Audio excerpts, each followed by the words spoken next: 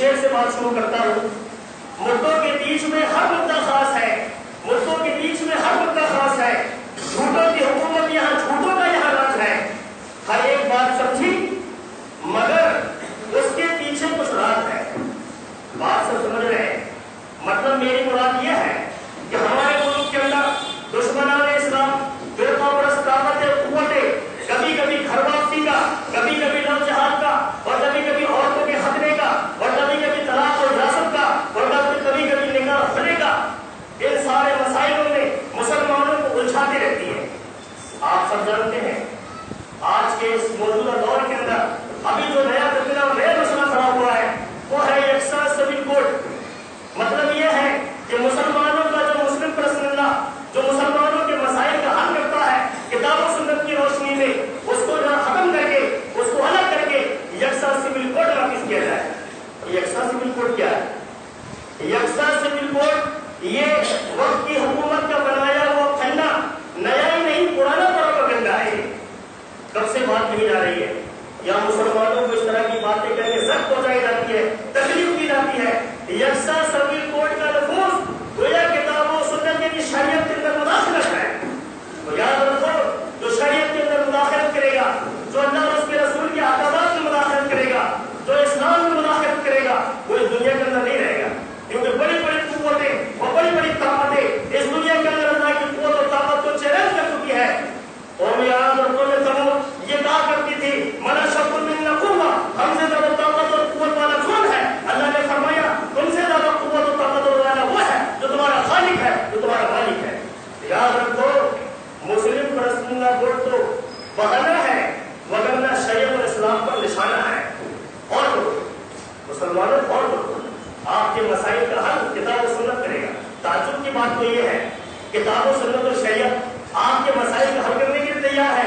आप किताब और सुन्नत को पढ़ने के लिए तैयार नहीं है, किताब और सुन्नत को समझने के लिए तैयार नहीं। याद रखो, जिस इमाम ने, जिस फाजिल ने और जिस आलिम ने तुम्हारा निकाह पढ़ाया मस्जिद के अंदर, वही आलिम और वही फाजिल तुम्हारे खुदा और तलाक और विरासत के मसलों को भी हल करेगा।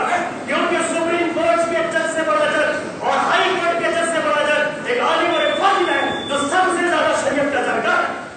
तो मेरे भाइयों, हमारे मुल्क के अंदर इस तरह की बातें हो रही है कि मुस्लिम पर्सनल बोर्ड जो मुसलमानों की नुमाइंदगी करता है, जो 1973 के अंदर बना है, इसको खत्म करके यकसा सिविल कोड नाफिज कर दिया जाए और वरना राज यानी शरीयत के अंदर मुदाखलत कर दिया जाए। और इसी तरह यकसा सिविल कोड ने मुस्लिम पर्सनल बोर्ड की गैरत को ललकारा है, और इसी तरह यकसा सिविल कोड ने मुसलमानों की गैरत और हमियत को जगाया है। आप जाग नहीं रहे, आप जाग नहीं रहे, आप सो रहे हैं। मेरे भाइयों, दीनी जमातों से, दीनी तहरीकात से, चाहे वो जमात इस्लामी के कारकुनान हो, चाहे वो जमीयत अहले हदीस के फर्जंदाने तौहीद हो, चाहे गरीब की मकाती की फिक्र के लोग हैं, चाहे तबलीगी जमात के कारकुनान हो, जितनी भी दुनिया के अंदर और जितनी भी हमारे मुल्क हिंदुस्तान के अंदर इस्लामी तंजीमें हैं, इस्लामी तहरीकें हैं, मैं सबसे ये बात कहना चाहता हूँ कि यकसा सिविल कोड के खिलाफ आवाज बुलंद करें, एहतजाजी कॉन्फ्रेंस से मुनक्किद करें और ये बताएं हुकूमत को कि मुस्लिम पर्सनल बोर्ड मुसलमानों की नुमाइंदगी करता है। और याद रखो, मुस्लिम पर्सनल बोर्ड के अंदर एक बात और है, 3 तलाक को वो दीनी मानता है जो शरीयत के खिलाफ है, लेकिन हुकूमत को दखल-अंदाजी की इजाजत नहीं है शरीयत के अंदर। वो हमारे घर का मसला है, उसको अपने घर में हल करेंगे। हाँ मेरे भाइयों, हैदराबाद साइड में और मुल्क के दूसरे मुख्तलिफ इलाकों में ये बात बड़े जोर शोर से फैलाई जा रही है कि मुस्लिम पर्सनल बोर्ड मुसलमानों के मसाइल का हल नहीं कर सक रहा है, इसलिए यकसा सिविल कोड नाफिज किया जाए। गवर्नमेंट और सुप्रीम कोर्ट का जज और हाई कोर्ट का जज ये मुसलमानों के मसाइल का हल करेगा। ताज्जुब की बात तो ये है कि निकाह आप इमाम साहब से पढ़ाते हैं, मौलवी साहब से पढ़ाते हैं, वो तलाक और तलाक और विरासत के मसाइल का हल कोर्ट में ले जाते हैं। शर्म नहीं आती मुसलमानों को? बड़े अफसोस की बात है। वो तुम्हारे मसले हल करेंगे जो शरीयत से वाकिफ है, तो जो लोग शरीयत से वाकिफ है वो तुम्हारे मसाइल के हल भी पेश कर सकता है। ये ताज्जुब की बात। तो मेरे भाइयों, जितनी भी जमातें हैं हमारे मुल्क के अंदर, उनके लिए सिर्फ एक ही पैगाम है, सही तरीके से सच्चे रास्ते पर चलते ही इत्मीनान और सुकून से जज्बात से बालातर होकर गड़बड़ से मुनक्किद करें।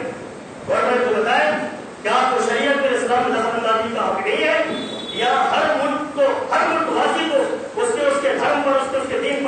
اجازت ہے تو آپ ہماری شریعت میں کیوں مداخلت کر رہے ہیں؟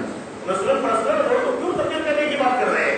یکسر فیملی کورٹ کی نافذ کرنے کی کیوں بات کر رہے ہیں؟ تو بتایا جائے فکر کر زیادہ مصیبت آنے والی ہے، اتنی بربادیوں کے تذکرے ہیں آسمانوں میں، نہ مانو گے تو مٹ جاؤ گے ہندی مسلمانوں، اور تمہاری داستان تکمیل نہ ہوگی داستان میں۔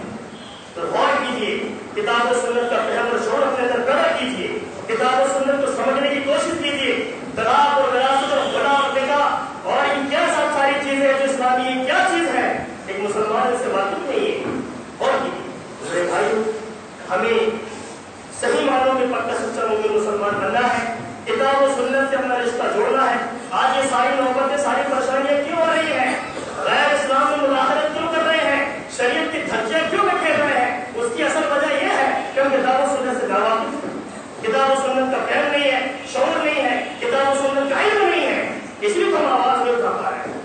میرے بھائیو، صحیح طریقے سے اطمینان و سکون کے ساتھ ہمیں گورنمنٹ پہ ہدایت جاری کرنی چاہیے اور بتانا چاہیے صدر صاحب کہ آپ ہماری شریعت کے اندر مداخلت نہیں کر سکتے۔ تو یاد رکھو، اگر آج آواز نہیں اٹھائے اور سوتے رہے اور خواب خرگوش جگانے کے بعد بھی بیدار نہیں ہے، جاگے نہیں ہے، تو یاد رکھو کل مسجدوں میں تالے بھی لگیں گے، آزان میں بھی پابندی ہوگی، اور نہ جانے اسلام کے کون کون سے قانون میں آپ کی اسلام میں پابندی لگا رہی ہے۔ میرے بھائیو، میں جمعیت اہل حدیث اور جماعت اہل حدیث کے سربراہوں سے، اسی طرح دوسری مکاتب فکر کے سربراہوں سے، امیروں سے اس بات کی درخواست کرتا ہوں کہ عوام کو ساتھ میں لے کر احتجاجی کانفرنسیں کریں، اپنی بات وہاں تک پہنچائے رکھنے کی کوشش کریں، اور اللہ کا احسان ہے یہ حق اللہ نے ہم کو دیا ہے۔ اس طرح کی باطل تحریکیں پہلے اٹھی ہیں اور ان کا ہم نے منہ توڑ جواب دیا ہے، ان کو ہم نے سمجھایا ہے، ہمارے اسلاف نے ان کو بتایا ہے۔ اور یاد رکھو، توحید کیا معنی سینوں میں ہے ہمارے، آسانی مٹانا نام و نشاں ہمارا۔ توحید کیا معنی سینوں میں ہمارے، آسانی مٹانا نام و نشاں ہمارا۔ میرے بھائی، ہمیں آگے بڑھنا پڑے گا، ہمیں اپنے اسلام کو، اپنی شریعت کو دوسروں کو بتانا پڑے گا۔ تو اللہ رب العالمین سے دعا کیجیے کہ اللہ رب العالمین آپ کے خطبہ جمعہ میں جو کچھ باتیں کتاب و سنت کی روشنی میں کہی گئی ہیں، اللہ اس میں سمجھنے کی توفیق عطا فرما۔ اللہ اپنے رشتے کو کتاب و سنت سے جوڑنے اور استوار کرنے کی توفیق عطا فرما۔ کتاب و سنت میں ہدایت بھی ہے، اور اسی طرح شفا بھی ہے اور رحمت بھی ہے، اور اسی طرح خیر و برکت بھی ہے۔ تو اللہ خیر و برکت کی ہدایت اور شفا کے راستوں کو، رحمت کے راستوں کو ہمیں سمجھنے کی توفیق عطا فرما۔ اللہ رب العالمین صحیح معنوں میں ہمیں کتاب و سنت کا علم بردار بنا۔ اللہ رب العالمین ہمیں صحیح معنوں میں کتاب و سنت سے محبت کرنے والا بنا۔